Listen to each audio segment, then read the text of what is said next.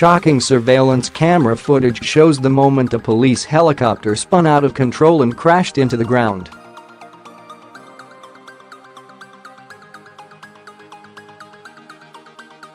Little Rock PD released a clip of last Tuesday's crash, which left pilot and retired cop William Dino seriously injured.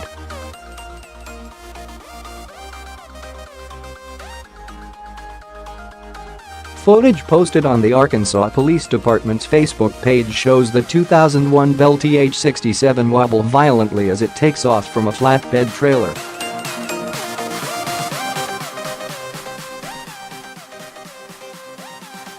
It begins to hover and descend above the trailer, with a man standing nearby seen frantically gesturing to Dino to land.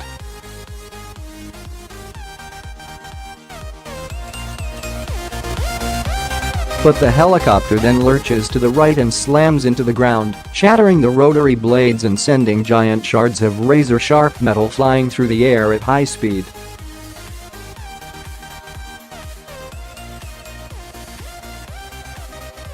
Dino, who suffered a head injury, was testing new equipment on the chopper when a straight-line wind knocked it off the platform and out of control, Little Rock PD said.